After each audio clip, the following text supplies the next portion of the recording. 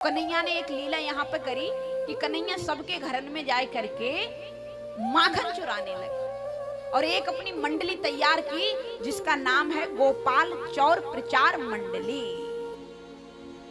मंडली तैयार की, दामा मधुमंगल सुदामा सबको इकट्ठा किया, मनसुख धनसुख। भैया क्या करने?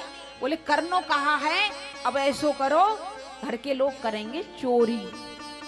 चोरी?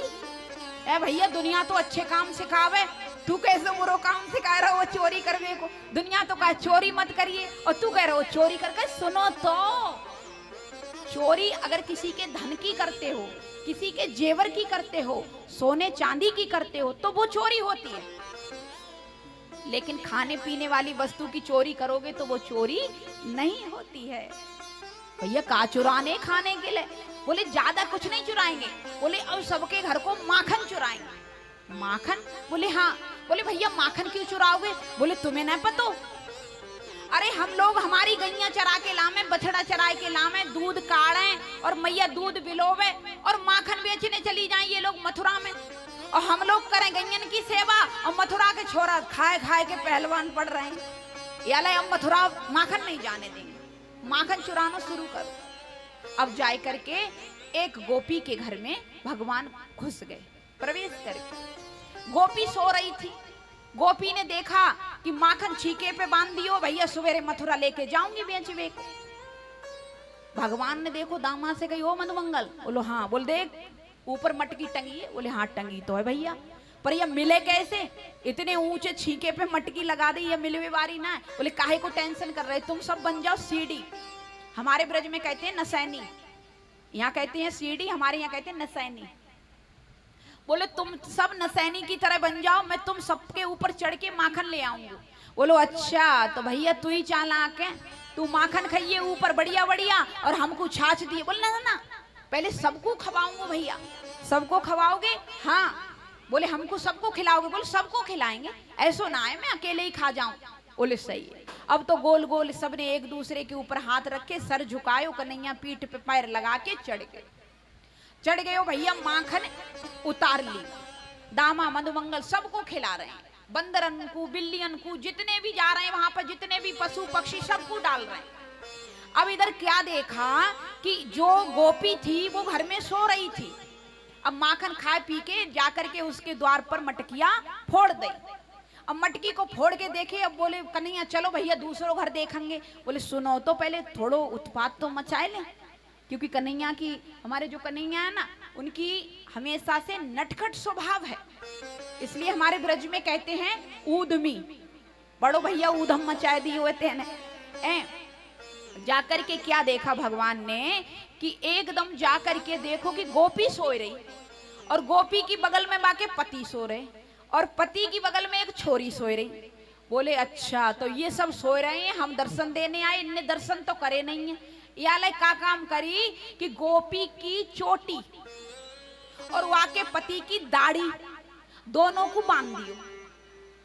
पति की दाढ़ी और गोपी की चोटी दोनों गांठ लगा के बालों की कस के बांध दी।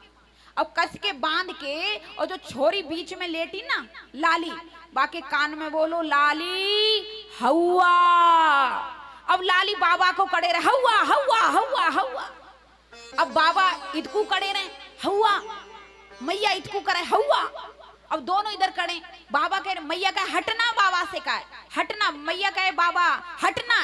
अब मैया बाबा से, बाबा मैया से, दोनों कह रहे हैं अरे छोड़ो ना, अरे छोड़ो ना। बोले छोड़े कहां? वो कह रहे अरे मेरी चोटी खिंच रही, वो कहे अरे मेरी दाढ़ी खिंच रही, अरे मेरी चोटी खिंच रही, अरे मेरी दाढ़ी। बाबा ने एकदम देखो जो है का रहे हो। अब आधी तो दाढ़ी नुच गई और उनकी आधी चोटी नुच। बोले हुआ है कौन? तो देखो तो कन्हैया टेढ़ी टांग कर करके धीरे धीरे घर की तरफ से निकल रहे। बोले ये नंद को छोरा है, यहाँ ने लाली के कान में कह दी हुआ है, कोई ना है। वे कह रहे हमारी तो आधी दाढ़ी नुच गई रात भर में। करे तुम्हारी तो दाढ़ी नुची, हमारे तो आधे बाल ही चले गए।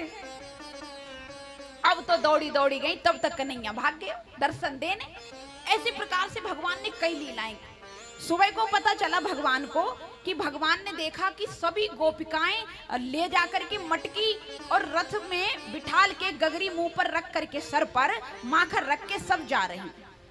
अब तो एक गुलेल ले ली हाथों में, सभी दामा मधुमंगल सुदामा मनसुख धनसुख सब पहुंचे और जाके कहने लगे एक मटकी मथुरा पहुंच नहीं पावे। अब जाके पहले तो बोले राजी से समझाएंगे और राजी से जो नहीं मानेंगी फिर इनको बढ़िया करके समझाएंगे। अब जाकर के एकदम एक कन्हैया ने एक गुलेल जैसे ही मटकी में मारी कि पीछे से मटकी फूट गई। जब मटकी फूट गई सारो दही बखर गयो। अब आगे वाली जा रही माने कि मेरो दही बखर गयो, पीछे वाली को ना रोकूंगी, पीछे ही रुक गई, आगे फिर मारी फिर रुक गई, एक गोपी रह गई। अब एक गोपी जैसे ही रह गई तो कहने लगे ए गोपी कहाँ जा रही है? बोले तो को दिखना रहे हो, मथुरा में माखन बेचने जा रही हूं। बोले अच्छा। एकदम उसका दुपट्टा पकड़ लिया और बोले सुनो तुम्हें हम माखन बेचने नहीं जाने दें। भगवान के रूप में अभी ब्रज में कौन है? ब्रजवासी। भगवान तो साक्षात ब्रज के कड़कड़ पत्ते पत्ते सुई की नोक नोक में विराजमान है। लेकिन अगर आप दर्शन करोगे तो ब्रजवासियों का दर्शन करके आप सोचोगे हाँ ब्रजवासियों का दर्शन हो गया तो साक्षात गोविंद का दर्शन हो। तो आज सभी ब्रजवासियों को मैया ने दही खिलाया है तो सभी प्रसन्न होकर के गोपी की तरह। तो आज तो मुझे मैया में मैया नजर नहीं आ रही है, आज तो मुझे साक्षात गोपी नजर आ रही है।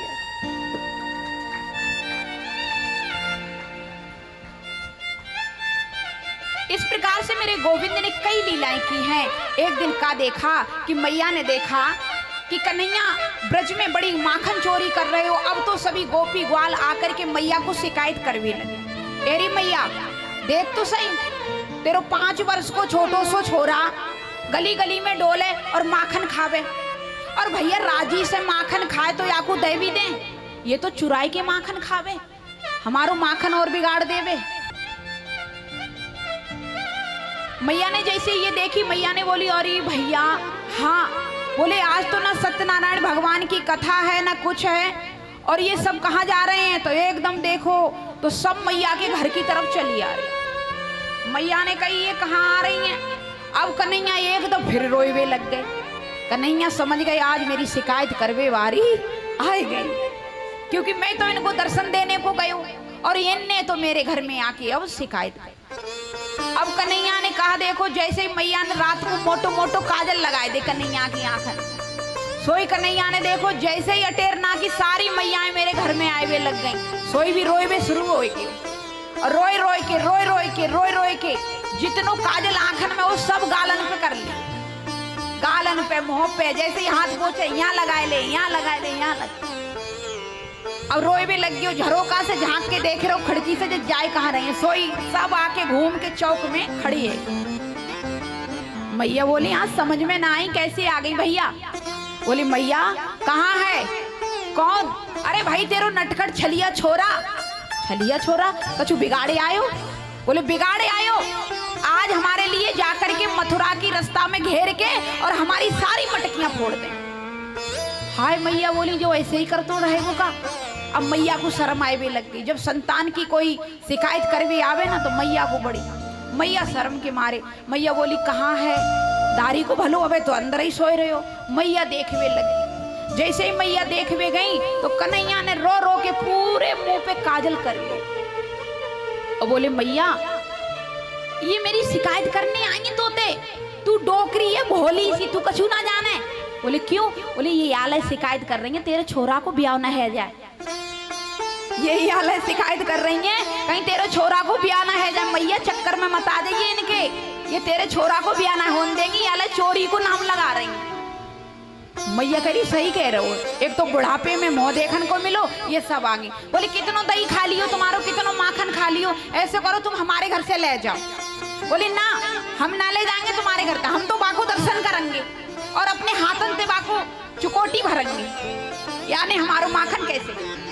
अब फिर मैया गई। मैया बोली चल के तो निकल आगे तो चल, बढ़ तो सही भी कच तो बुला रही है। अरे मैया तो मालूम ना तेरे सामने मारेंगी ना तेरी और बदनामी है जाएगी मैया, और गांव में पता चल गई ना तो बिचौलिया कहू तेरे द्वार पे बहू को रास्ता लेके ना आएगा। मैया चक्कर में पड़ गई। मैया ने कही ए सुनो ऐसा करो हमारो लाला अबे तबीयत बाकी सही ना आए और वो ठीक ना आए, कल ले तुम सब और कल मिलके मारेंगे। बोली सही है।